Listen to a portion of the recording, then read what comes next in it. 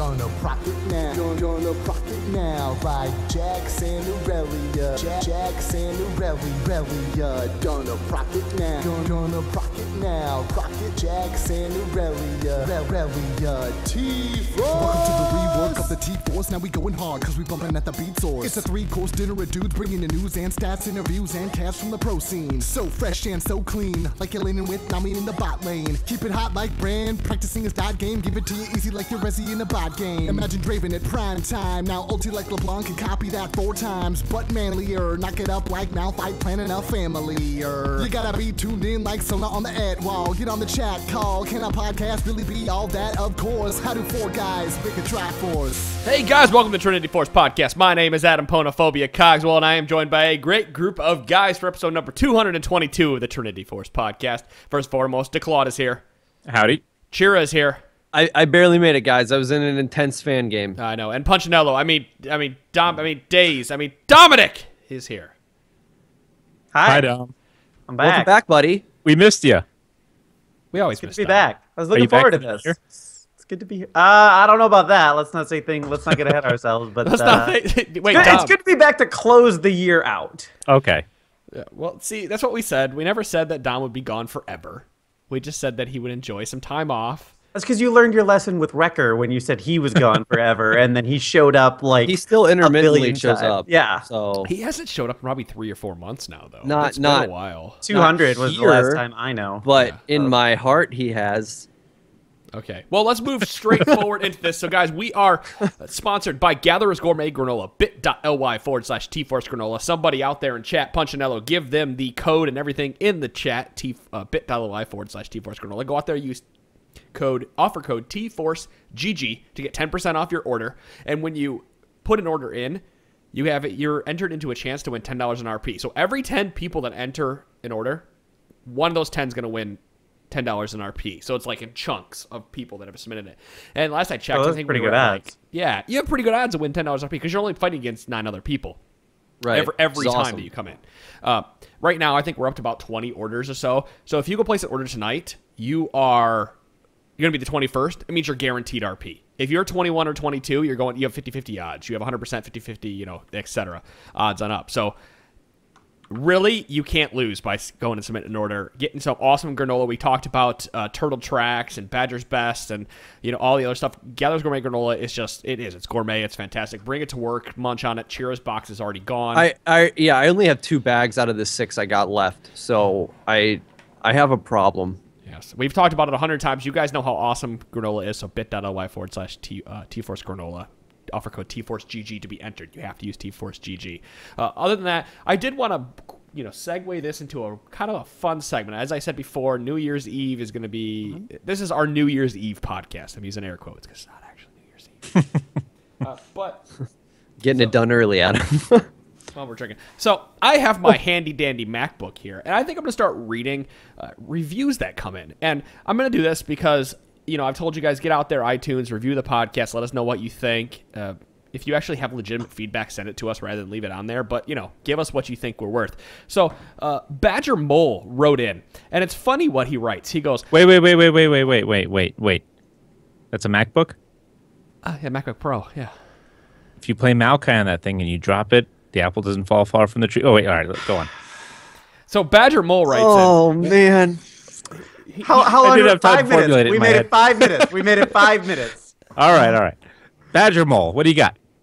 Okay, so I have to read this because I thought this was the most hilarious review that we've received. He goes, while I feel like I learned a bunch from the show, it's really hard to sit through Adam's pole riding a rumble for half the episode weekly. And I think this guy is just jealous that I'm not riding his pole half an episode every week because God knows I haven't talked about Rumble in 2 weeks.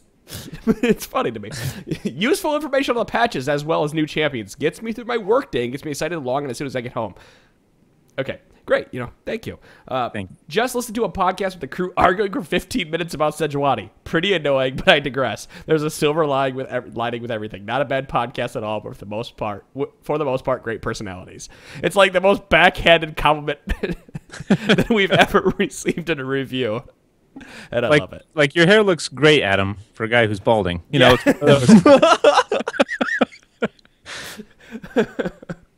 So I had to read this. If you guys want to have your review read on air, go give us one on iTunes. Go leave it on Stitcher. Write in. Let me know if you did it. We'll read them. I mean, hell, I'll read the next one down the list just because it's fun. Dude Spickinator wrote in, absolutely essential podcast for the league lover and great flagship for the T-Force brand of podcast. I swear to God, I didn't pay this guy to do this. From the puns to the banter to the on-mic eating, the rage and Boston accents, you won't be disappointed. Follow on Twitter, interact. These guys are so fun on the podcast and even more fun off the podcast. Great community, always something to learn. Thank you for many lessons, Senpai. In my defense, awesome. You do. Thank you. In my defense, I haven't been eating as much on the show. You have cut back. Yeah, I really have. You ran out of granola. Yeah, well, I mean, He's got don't poke the beast. So we are going to move forward, and this, you know what? We're going to talk some League of Legends stuff because I really want Dom to get into it. I'm going to put Dom seriously. on the spot. Let's keep riding this out and everything. The less we talk about League, the better I'll be here. I really want Dom to talk about. He's been keeping track of your stats playing the game. You don't have LOL King doing it. You've been doing it yourself. You've been pulling your after game matches. You know, why don't you tell the fans what you're doing, why you think it would be beneficial for the fans to do the same thing? Because I know you've talked to me quite a bit about it, and how they can do it. You know, let's get the rundown of why you should analyze your own gameplay and how you're going about doing it. So I'm a big nerd. I really for as hard as math tends to be for me, I'm really into stats and numbers and that type of thing. So I created a spreadsheet that just tracks, and I have to go in and put everything in manually because I don't know how to use Riot's API or anything like that. But I go through and I enter in the wards I place every game, the wards I kill, the game result, the game duration, kills, deaths, assists, times I played certain champions, and then I have it crunching down like wards placed per minute, wards killed per minute, and that type of thing. Really just to see the kind of impact I'm having on the game from the support role, because kills, deaths, and assists doesn't really tell the entire story for support players, and even gold accrued doesn't really tell the entire story. Damage done, all that type of stuff doesn't tell the entire story. But I'll say tell the entire story one more time just for good measure here. No, but tracking wards placed and wards killed in particular are to me really, really important. And it was mostly because I took a month off from the game more or less after I left the show. And when I came back, I made the mistake of playing Thresh. That was a terrible idea. But with me playing Callista for the very first time. It was a disaster. But my performance was terrible, and I was not happy about it. And I sort of want to be like, all right, am I just in decline? Am I rusty? What's going on here? And so I decided from there to really just start tracking how I had been doing to see what's going on. It's not easy to really discern results out of that because, the longer a game goes, obviously the more wards you're going to place, but it's exponentially more wards. In a 45-minute game where I was on Morgana, I placed 47 wards. In a 36-minute game on on Braum, I placed 27. So it's the longer it really gets exponentially larger just because you step ward and you're throwing stuff down. So it's not entirely meaningful. If you look at just two, right. But I'm trying to track the sample, or trying to get a really considerable sample to see how I'm doing on an average basis and everything. And I'm sitting at about 28 wards per game, which I'm really happy with. And the other thing that this has really helped me out is being more mindful of using the sweeper and killing wards. On average, I'm killing 4 per game. That's not necessarily... it doesn't track how many I found and then wasn't able to remove for whatever reason. So that does factor into it and that type of thing. But I'm happy with 4 right now because that's way, way better than the 1 or 2 that I had been even prior to taking a break. I was just really bad at using sweeper.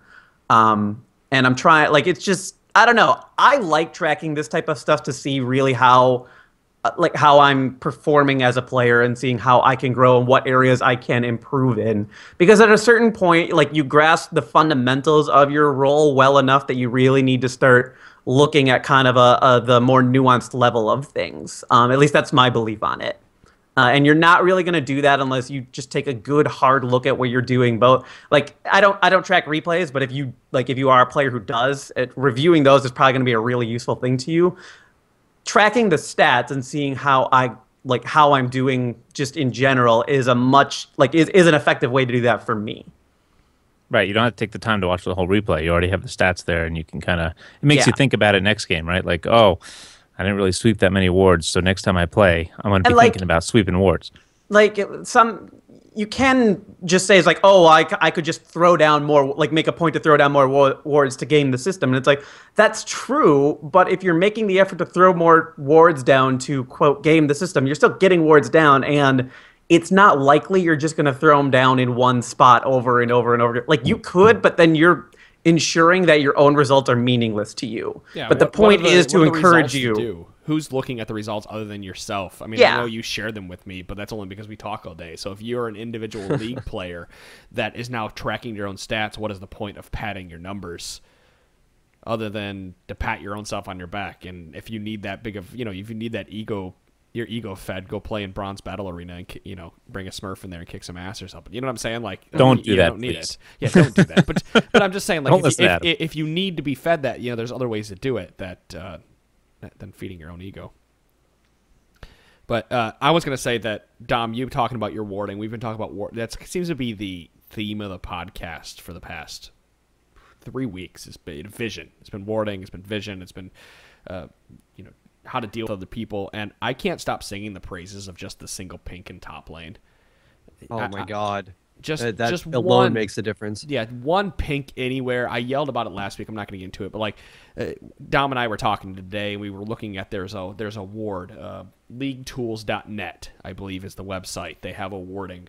They have a warding tool there that tells you over your last 18 games how many wards you place. Now, it's not entirely accurate. However, it gives you a decent sample or decent idea of how many wards you place, and if you can look at that and go, all right, I'm placing 17 more wards a game than the enemy, I know I'm on the right track to properly supplying vision. I want to say that the top laners in the LCS are always buying a pink, at least a pink, if not a couple greens every time they go back. They're delaying that item by an extra minute or two because that vision to get that dragon means more than that amplifying tome that you could have spent that 400 gold on. Wait, ward and you're saying vision and get dragon? If you have top warding, you ward the enemy jungle to see where you can ward deeper into the enemy top lane or the jungler is. Okay. Right. Where do you usually ward? Let's say you're blue side top. Do you have a default place that you place it usually? Bush, just a bush in the river. The river bush. If I can get out of lane, I'll walk down and try to ward around Baron. That one's a little less likely to do. But if I get a pink, I try to do like the sneaky around the back, drop the ward, and hope they don't have one in that bush so they can see me drop the pink ward. If I can't, otherwise, I'm putting one in the middle in the middle bush. Right in the Baron River, below Baron. No, right? In lane. Oh, in the middle. Oh, that's right, because there's 3 bushes now. There's been a lot more recently as I have been playing better and better opponents that I've been warding my lane bushes rather than warding the river. I've been leaving the river dark. I mean, that game I was just spectating Chira play and everything. The jungler just camped top and sat in that far brush, and you didn't have a ward in there. You had no reason to go in there. You were never going to think that he was, think to check that. Well, it wasn't just that too. Like it's that when I would have a ward up there or something like that, he'd immediately come from the other side. Or so I mean, there's plenty of ways to do a cheeky play by trying to get a gank off on somebody, especially if they play as aggressive as I do. That's just how I play. But I mean, I got my ass kicked because of a high level jungler going into through my lane bush when I didn't have vision of it. Oh yeah, and you know what's funny? You can usually tell when somebody has a jungler waiting. Like, I've seen a lot of ganks recently where I will come back to lane on blue side, and they're pushing the lane into me to get it to reset, and then they start acting kind of funny. But you're at that weird stage where you're like, oh, well, they're acting funny. That just means they're playing cocky, and the mind games work, and there's junglers sitting in that bush. So I would say if you're playing top lane and you're warding, and you just want to pad your numbers, ward your bushes because you can't hurt yourself. You save yourself from dying. But if they're acting funny and that's the time you choose to ward the bush, the distance you get to ward the bush is the distance you're going to get jumped and killed. In bot lane, like I hate when the lane brush isn't warded and everything. Like, just you lose so much zone control if you don't have vision in there. And you know what's funny? What was it? It was IEM where it was who did shoot? They played Gambit. That's what it was. Cologne. Cologne. It was IEM Cologne where CLG played Gambit and Doublelift sat in the bush top lane of his Vayne and waited for the top laner to overextend a little bit, jumped out, pushed him in the wall, killed him. And the casters were joking, "Oh, you don't ever expect an ADC in that bush. This has happened before. No one ever wards there." Well, you know, you think you'd be pro, you'd be looking for that. Didn't Ackerman keep doing that? Earlier in the just during the LCS regular season, like he would just sit and wait and lull his opponent into a false sense of security, and then show up, murder him, and then go on to do his thing. Right. Well, hopefully that information is a little help for you guys. If you're a statistics nut like Dom is, you can, start tracking your games, use the advanced match history, and try to figure out how you can get better at this game by doing it that way. I think the next topic that I wanted to walk into was an extension of last week, what we are looking forward to, what we're having fun with. What champions are we playing right now? What champions do we think are going to be powerful and going into the early parts of Season 5?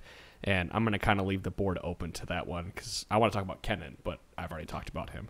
So I'm not going to lie, I did miss last week's show, so if I tread on repeat territory here, that's my bad. The board stuff. That's why I kind of moved from it.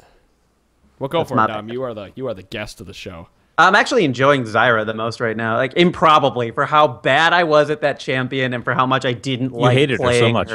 Yeah, well, I hated playing her. I hated her because I was really, really bad at her, and she just, she didn't make any sense. But I'm really enjoying playing her now, and, I look at Daze's match history, and she basically plays nothing but Sona and Zyra right now and everything, but there's a good reason she's picking those two champions. It's because they're really good right now, and I feel like people are annoying them. That might just be my impression of things in the limited sample I've played.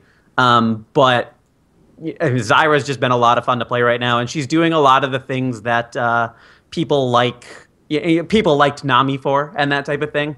Janna is still probably the best support in the market right now, but Zyra is a lot of fun to play.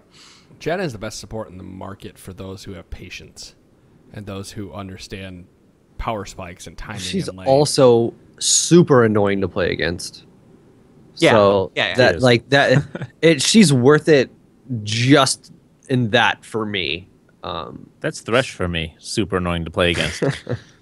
I think Thresh has finally gotten to the point where people are used to playing with him, used to dodging hooks. Like Blitzcrank was really hard before because they were, instant hooks. They came out, and he still is really hard to play against. Still tough. Wrong. Yeah, but I think people are more used to dodging hooks and predicting those walk up.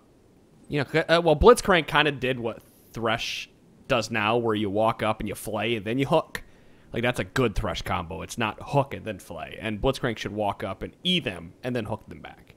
Well, that and just Morgana being played in bot lane also really helped even out Thresh's power. Light shield. Right. Still, he's annoying. DeClaude, I played Sion top a couple times before I went on vacation. And how'd you do? I think I went 50-50 the time I played. The best thing was Adam was like, "Don't tell DeClaude, but I'm starting to come over on the Sion is OP in the top lane train." It wasn't OP. I'm starting to come over, and the Sion is decent in the top lane. Like, he could definitely be played. Yeah. He has a place there. You hit those E's, you harass with that, and you're gonna do well. Did you do the cheese? I did. I died on the very first time I did the cheese because I ate one too many tower shots because I forgot how quickly towers attack. Yeah. Second time I did do the cheese, and the third time. Third time was against fans that you did it against in game. In one of the games, and they knew what you were going to do. The third time the Rek'Sai, though. There was one time we played against Rek'Sai, he never came to lane. That might have been the cheese. That was actually probably the cheese that I actually did it. I did it, and then the guy didn't show up to lane because he AFK'd for the first 5 minutes of the damn game. And then the third time I tried to do it, and the fans were waiting for me. And they knew exactly what he was going to do. They were all waiting at blue. I hate when they're waiting there for you. Or they, it's you telegraph it because you're taking those turret hits. So you're saying is if I see Sion, I should like in a game, I should probably just go and ward my. Oh no, you should just go. If people did the Dom ward, it would never work. Yeah, right. Because you could collapse in the time it takes for you to. Well, I don't know. That'd be pretty quick. Kill it? If you weren't expecting. I don't throw the Dom ward at blue if I'm on blue side. Well, here's the thing: if you know, like if you're starting on bottom side of the map, and you know that the jungler is usually starting on red, and the enemy on red side is playing Sion. If he's gonna do the cheese, he's gonna do it on your blue. So you know that he's either gonna take the shots from either the top turret or the middle turret. Right. Yep. And you're gonna see him take the shots. You're gonna see him die to the buff. All you have to do is cut him off before he gets there, and he's not gonna kill it in time. Right. Right, and I've had ones, and I've had this happen many times where the top will try to stop me. I'll have the 3 turret hits, I'll go in, the top will kill me, but I'll run my passive ass over there and take the buff anyway, and he doesn't follow me. So when you do stop Sion, kill his little passive guy too. Yeah, keep smacking him. And he just wasted way more time than you did for taking a couple hits from that. So, what, the passive, even the passive? Yeah. If I'm in the passive, I'm gonna make a beeline for that buff if I get killed by the top laner for it. Right. And if they're behind me smacking me or just to throw one ability at me, it totally screws everything up and I can't steal the buff. I can't get an early level 2, blah, blah, blah. Now, what I have been doing with Sion, and I practiced it with Shira, is if I can't do the buff kill, sometimes I'll try the buff kill and then I'll do this. But when the dragon spawns, I'll tell my jungler, go put a totem ward in the pit, just like with the level 1 Pantheon cheese I would do before. Only with Sion, you can do it too.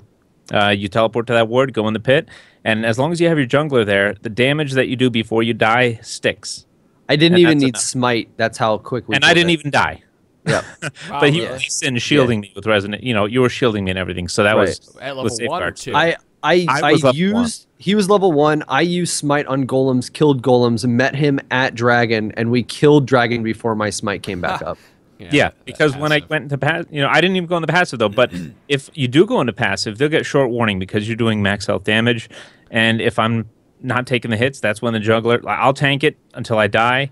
Then the jungler tanks it while I'm in passive, smacking the hell out of it. If the jungler needs to stop, it'll come back on the Sion, and you'll have it dead by then. So it's another way to, if they're expecting the other cheese, you can do that instead. You can do another type of cheese. Adam, what should you be doing if you're in top lane and like the opponent doesn't show up? Push? The opponent's doing so. I mean, like, because I think a lot of people just think they should freeze the lane or something like that. They don't actually try to do anything. It's a double-edged sword in my opinion, because if you freeze the lane, you don't gain levels, and you're making them lose some CS. But if you push, you're also making them lose CS, and you're gaining levels faster. But if they come to lane, they get all that experience. They miss. It's a double-edged sword. In my opinion, it's better to push, get to that level 2, and if the jungler is, if the jungler is up in the top lane, the jungler's not up there because they're not doing dragon. Because you're gonna see, like, it's gonna go, oh, the guy has died the dragon. It's gonna pop up across your screen. Everyone's gonna see it. You could now invade the enemy. You can now push and get a ton of damage on the turret early. You're gonna get a quarter life on the turret. I don't know about that, because if you're level 1, you'll be level 2 by the time you push the lane. You're not gonna get it to the turret that fast.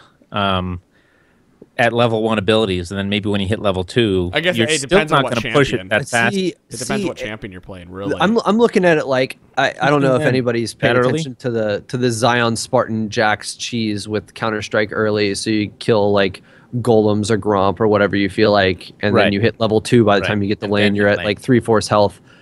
If they push up like really fast and they can't freeze it because you're going to hit level 3 before they hit level 2. Right, because you pushed all that experience. Yeah, to them.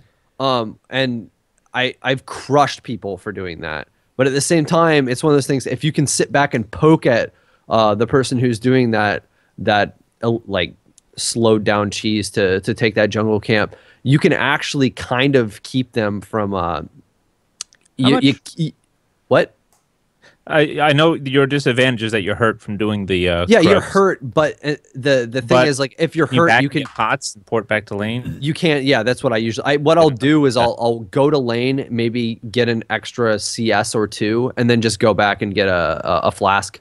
If they're freezing the lane, do you even bother going to lane first, or do you just go back? If they're gonna freeze it, I'm not gonna. I'm not gonna be able to fight them there because Right, you'll be too they're gonna be on an equal level, and I can't CS because I'm playing a melee champ. Really thinking it through, it's probably better as a top laner to freeze the lane because I'm thinking at that early level. At that early level, because you're gonna hit 2 or 3 before they are, because you're gonna have more control over the wave, and you also have more control if the wave pushes, so you could kill those extra 3 minions to get level 3. Well, and the thing is too, if you do freeze the lane and they come up and they are like, let's take my last game for example, Lissandra into Jax.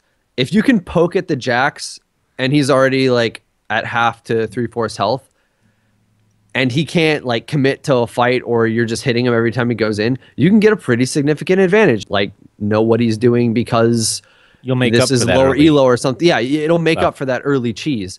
Though will he be doing that if he's at a lower level? Who knows? But it's one of those things. If they were to push me to turret and I hit level 3 and they're still level 2, I have a lot of abilities I can use to hurt somebody. And like I said, I play aggressive almost to a fault. So like I can get away with some really stupid stuff and really put somebody who, if they would have just frozen, played safe, I can really push them back to a point where then I completely control the lane after it finally gets to my turret. Is there merit to, you mentioned the ZionSpartan cheese, like is there merit to, if your red side going and invading the enemy at their blue buff and taking that Gromp, since realistically they're probably all over at golems? Yeah, they're starting red or golems. Yeah, you could definitely do that. As long as you... Should you be? I think if it's a mana user, you should be going in and taking blue. If it's somebody like a Moo Fiddlesticks, you wouldn't. You Gragas, whatever. But could a top laner do that without smite at level 1? No, a top laner himself couldn't, but a mid and top could definitely go in and take the buff. Right. That's your Sion. Yeah, unless you're right. Yeah. There's always outliers in every one of them. There are so many cheeky plays you can do. It's crazy right now. Like, I mean, there's so many variables in the game. Are those little things at this point? No. In solo queue, are those little things enough at this point to swing a game in your favor, even that early on? Well, maybe because the game is described. The game, honestly, it's like the mid-late game when solo queue is decided. It's that one dragon or baron throw is when solo queue is decided. I would agree with that, to the point where like the games I've been in solo queue lately, just it seems like everybody's off doing their own thing until dragon or baron spawns, and it's like a mad dash to get there. Kill off whoever you can on the way. The reality is that to get to that mid or late game point, you have to do things that either get your team ahead or set the opponent behind.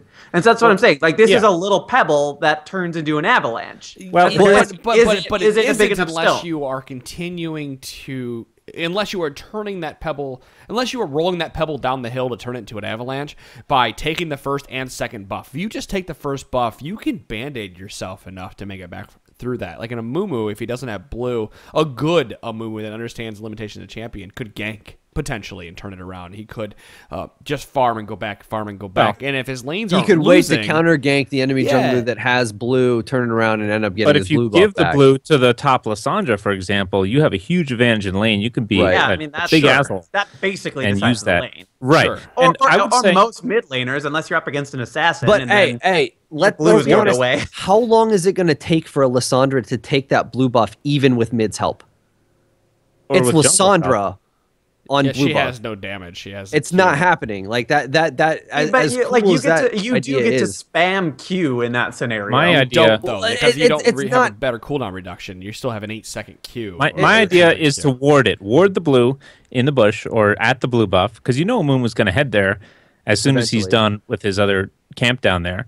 He's going to run up there and try to get it before he backs. But you can't realistically ward that, because you would need a green ward to do it. Your yellow ward's going to die before he gets there. Unless you leave lane and they're going to get an and then XP you've totally advantage. telegraphed what you're doing. Right, if you're using a totem ward. So you'd have to use a green ward, so... Yeah, and Top's not going to buy one of those. Start's going to be well. The Sandra could maybe start that with the whole conversation comes down to the jungler needs to steal the buff. If a jungler steals a buff, red or blue, the jungler needs to then steal the buff again at the exact time that it respawns or 10 seconds after. You have I would say that you have a 10-second window against a good jungler to get there. And if it's 10 seconds, that's too long. Really, you probably have a 5-second window if the jungler knows it's gone. I was about to say, unless the enemy jungler just isn't at the same level you're at, and they're like going to gank somebody when their buffs are spawning. Sean, are on you the other doing side of the a lot of counter jungling?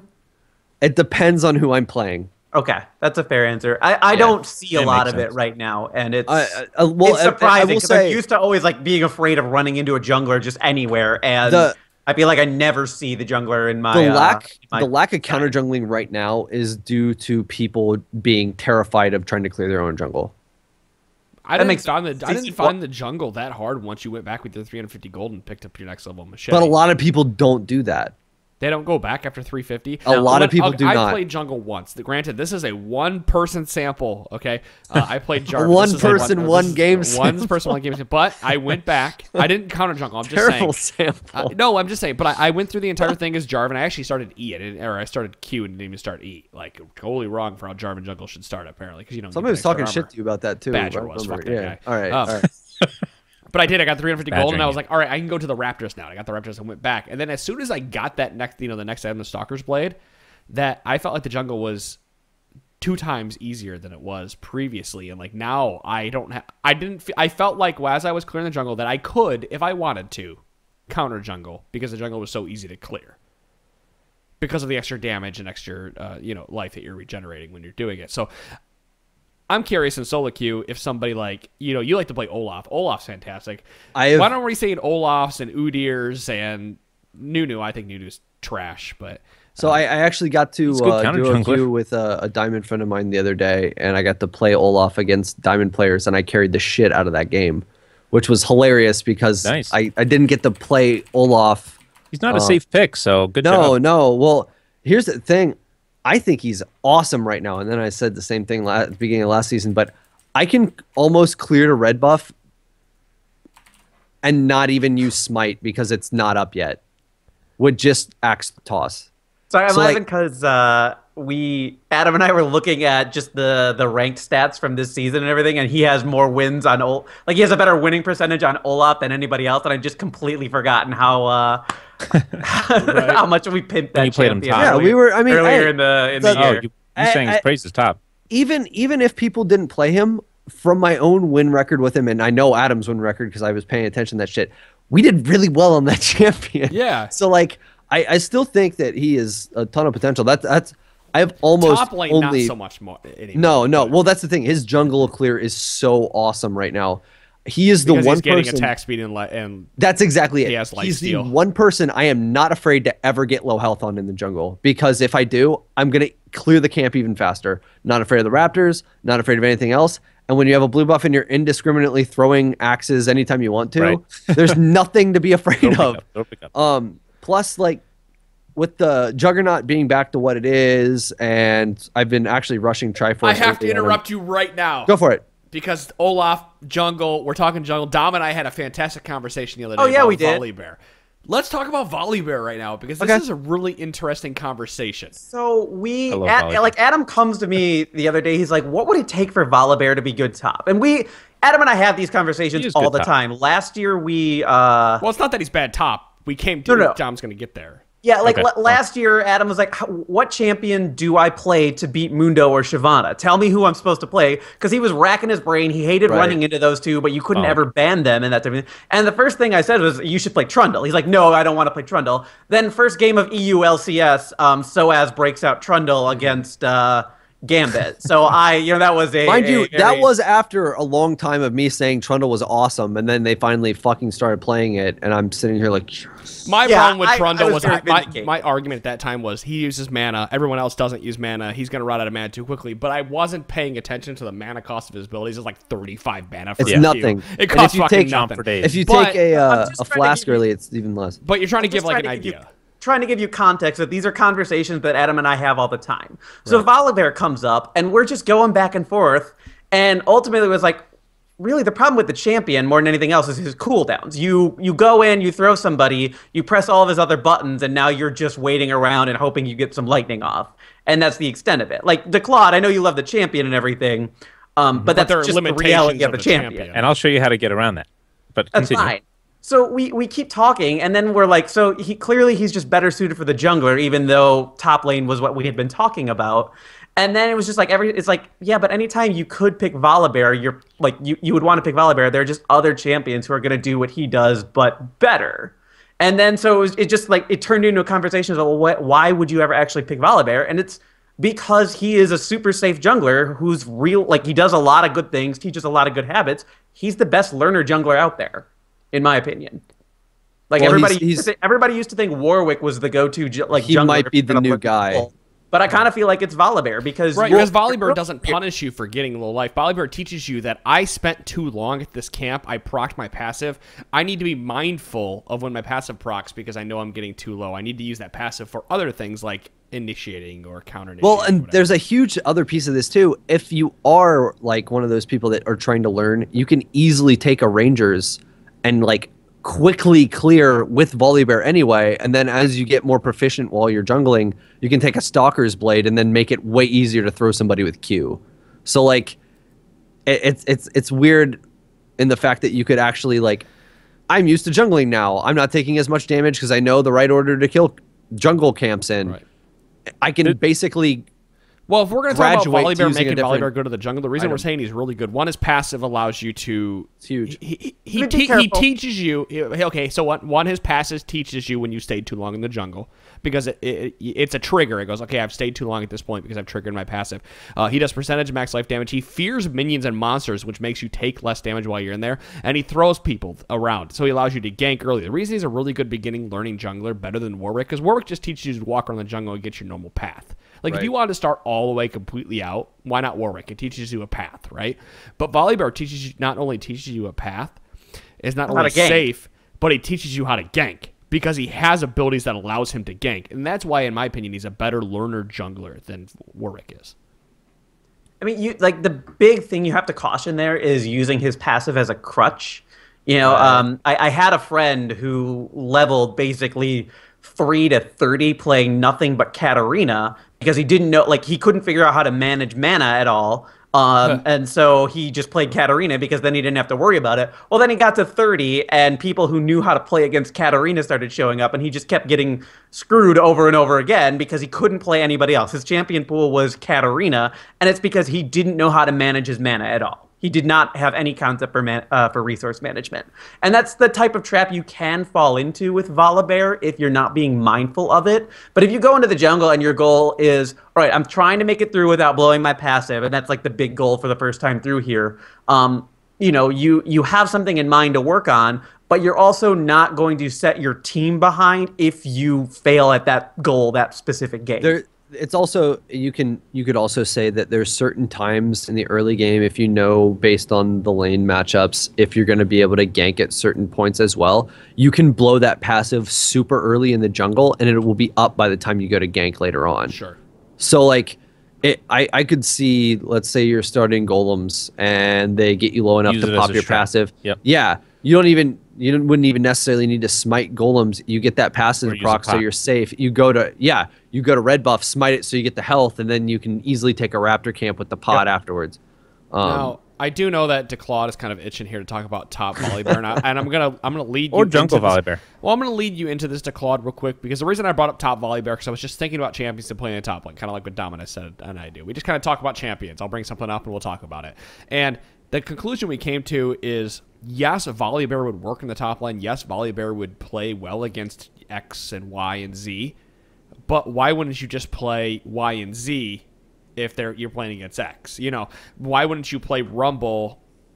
Why wouldn't you play Maokai? Why would you play Maokai? Right. Why wouldn't you play somebody that has a game-altering ultimate or something, unlike Volibear, who does really well in lane and he does well as a tanky front line?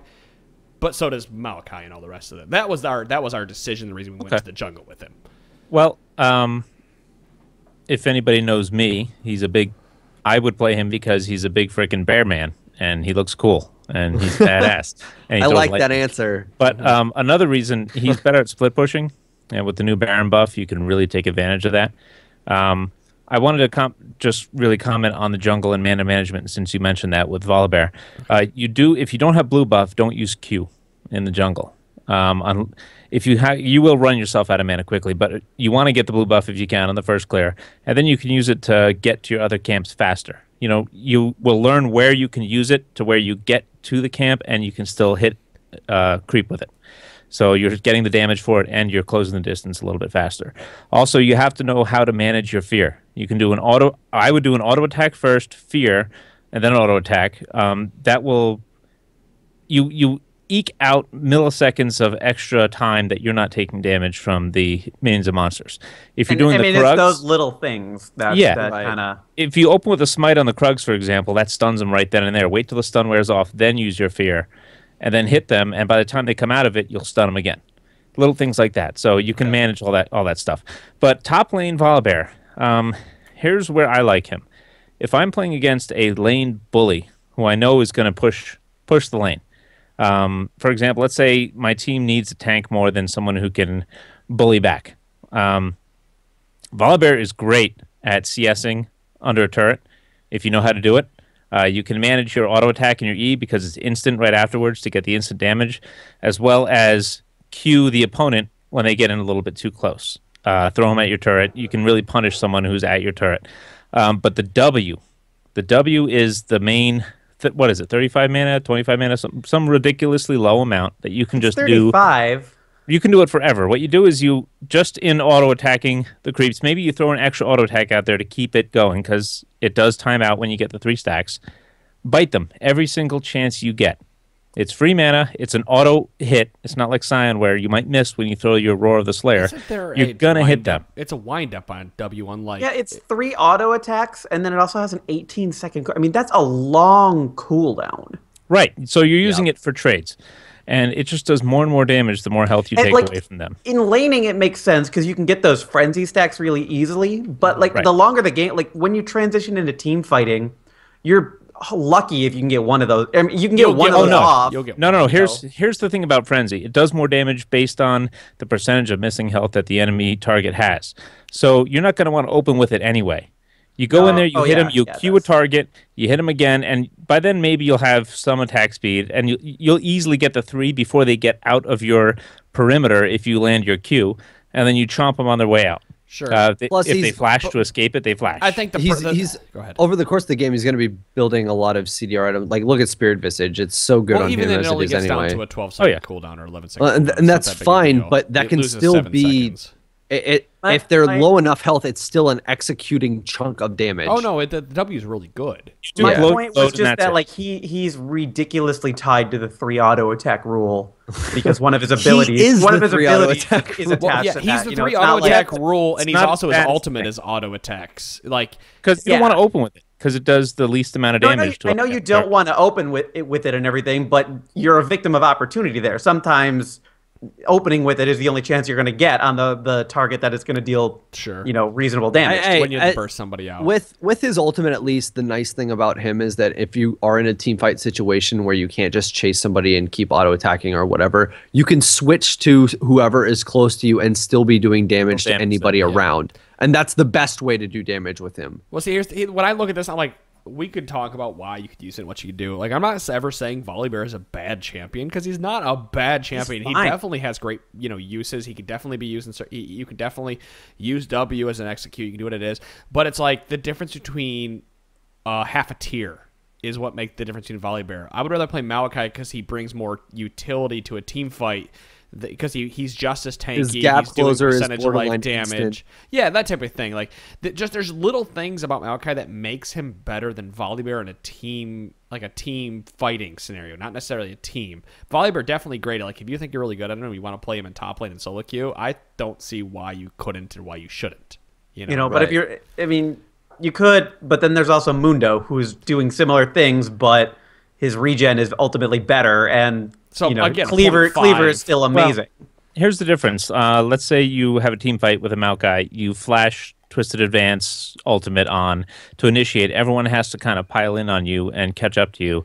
Volibear, you flash Q, and he's behind you. Your team has that much quicker of a chance to pile on that one and get that pick. It's different scenarios based on how your team is. If your team can optimize on slight positioning advantage that you put on an enemy or disadvantage that you put on an enemy, then I like the Volibear choice, and I love playing him in teams that. Well, the difference though, Maokai's actually slowing an entire team with the Z. He's slowing an entire team. If he can slow 2 or 3 people, or probably 2 people with this Q, we'll be realistic here. It's 2 people with Q, and he's rooting somebody with his W. Not to mention, he's not necessarily popping R as soon as he's walking in. He's walking back after the initiate to alleviate the damage. That's why where Maokai he brings more utility to the team than Volibear. Well, yeah, his ultimate is just insane. Maokai's ultimate is not to be. And his W, but his ultimate's always been through, but unlike the Volibear, argument who here can be is these stopped champions mid-run. and top lane Lissandra, the rest of them, are bringing more utility to the team than what Volibear is bringing. And that's the 0.5 tiers I'm talking about. Volibear has an AoE slow and a toss over his shoulder, and that's it. You know, he's got a singed fling and a glue, pretty much PB AoE instead of where you put it. But it is situational, and then he brings more damage. He's more bruisery, whereas Maokai is more tanky. Volibear's tankiness comes out of his passive, and then of course if you build the Warmog Spirit Visage, it just makes it that much better. But you throw a static shiv on him, you're not going to throw a static shiv on Maokai, for example. He's really a candidate for, is it called Righteous Fury? Is that the name of the item that I'm thinking of? Yes, it is. He's a candidate for that, like, absolutely. Righteous Fury. Oh yeah. Iron Elixir and a Captain's Enchant. Let's go. Follow to the ends Righteous of the earth, Fury boys. is- I mean, that item's a big deal. That's a game changer in a lot of different ways. So many It's an champions initiating. who needed Shirelias and were able to build it way back when, and then lost it because Talisman came around. Right. Like Righteous Fury, they should have put that item in the game. How many times did I yell? I think it was at you, Dom, that I was yelling, speed me up! Was it you or somebody? Yeah, Yeah, right. but I'm no, inclined, no, like, no, I'm no. inclined That was to like the game- Talisman because even if The Speed Me Up game was the game with Days where we with made fun Days. of you for being passive aggressive. Oh, yeah, that's it was right. just passive, like we wanted him to initiate on Maokai and he never ever would, and then he finally were started all in doing that it, game. and we quickly won that game Yeah. once you started initiating. No, it was with Days. There was one game with Days where I kept yelling, speed me up! Oh, That was Dom me was in too. that game. Oh, were Dom you was in in that game He was too? playing Okay. AD carry. Oh. And That what doesn't here's, sound right. Yeah, That was And the great thing terrible, about- but it worked. great thing about Twisted Advance is, remember that was it in Worlds last year? Zazis was playing Maokai, and he hit someone who had taken a Thresh Lantern, and he just followed him Twisted all the Advance way has to always been that to the amazing. mid turret. Yeah. And he tanked the turret and killed him anyway, and then ran away. That's why I love Twisted Advance, because even with flashes, if you press it and they flash, you go over the wall with them. Yeah, you follow it along. Once it's So going, you that can't is a stop bonus it. to that too. But you can make the argument of why pick X champ over Y champ when Y champ does this better for a multitude of different champs, and it comes down to what you feel comfortable playing. The laning phase is way different for Volibear than it is for Maokai as far as how you play it. Well, you haven't played with Sure, Cheer it at my Maokai then. It was just one of those weird revelations we had after discussion. And Warwick has so long been just like the definitive learner jungler and everything. And Adam and I were like, wait a minute, it should be Volibear who people are learning on at this point. Like, because Warwick isn't going to teach you all of the good jungler habits. Warwick that, teaches you the gank every Plus, 3 hey, minutes to be after perfectly 6. honest, when somebody's learning the game, I'd rather them play a champion that just gets stupid innately tanky. Right, you learn regardless of build. you learn to be not afraid of Right. opponents because you think like, oh yeah, I can take a lot of hits. I know I can go in there and do stuff. Sure. My passives. Yeah. Well, Yeah, he is. I think I agree with you guys. He is good for learning because you will learn, because you can mess up on Volibear while you're jungling, and if you do, you know it. Right. So, but you do have a margin of error. You do have a buffer. You do have that passive that procs to keep you in the game at least. So, That's why we but love do it. the 350 gold back, get your Trailblazer, whatever the case, whatever you're gonna get, and it doesn't even really matter. Jungle is so easy now if you do the 350 gold back. Jungle's so it gets way easier. Like Yeah. if you're not comfortable or you're not playing a champion that can clear without the 350 gold back, you're just hamstringing yourself for not doing it. Right. And it's easy to get. Oh with, yeah. With Smite, it doesn't matter who you're playing pretty much. You get the Smite, you hit the camp, and then you use a pot while you're hitting the other camp, and then you'll have 350 gold. You go back, get your item, and then it's just easy peasy. Lemon-Squeezy.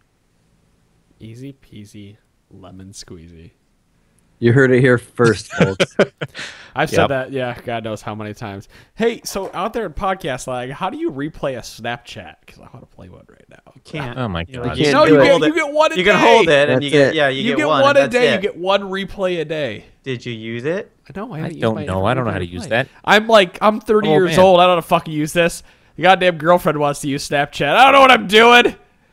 No, you want to do that. Where's because, Kayla when I need her to it'll work answer out my for you. questions? Yeah, where is Kayla? It'll- What long-term. is... All right, we're not gonna... What is Snapchat? What do What you is it? Like, is that the one where it's got, like, people post screenshots with a little message in the middle that's kind of transparent? Is that a Snapchat? This That is is a Snapchat you right can here. do Yeah, that look. in Snapchat. Yeah, look. You can it's counting screenshot down. any Well, chat. Now we Two. just Yep. turned into Yep, the there let's you go. get on the wheel with technology podcast. That we have no idea what we're doing. Back in my day, we sent pictures. They lasted forever. Is it like a post-it note for your phone? What is it? I don't get it. Back in your day, you had to take film to get developed. Yeah. Back in Adam's day, they had Android 1. That was when he was a baby. What? They still had What? smartphones. No, back in All these jokes are getting progressively worse. In my God. day, didn't have cell I'm phones. dying. Oh God. I had to use payphones. I used to dial collect to get my mother to pick me up after practice. It was Oh yeah, yeah. come pick me up. Click. Do you Yeah. accept the Do call that. from? Come on. Come pick me up. I remember in Philly when all of the payphones went from Bell Atlantic to Verizon. Like, what the hell's Verizon? This company. Well, that's under an Hating hour, myself. but it is our New Year's Eve episode. I'm just gonna go ahead and call it at 45 minutes because we've all been having fun. I know we can play some games. We talked about quite a bit. I hope you guys all enjoyed. You gonna stream the games, Adam? Yeah, are we gonna do fan games? We could do fan. Adam, let's do fan games. We'll discuss it after we stop. Adam, let's do fan games. Adam. Guys, don't forget out T-Force Gatherers Granola. bit.ly/T-Force Granola. This Thanks is for what you, having me back. Yes. We Thanks missed for you, coming baby. back. Well, quickly, before I say you're welcome, Dom, you have until the 5th to go order. The 5th, guys. The 5th. Specifically, you, Dom. You have until the 5th. Yeah, right. Of Dom, January January, right. 2015. Dom, thank you very much for coming back. We appreciate it. My pleasure. We would love for you to come back more often, so do not be a stranger. Other than that, guys, that is episode 222. I'm going to go figure out how to replay a Snapchat, and Oh, God. Bye. we'll see you all next week. Good night.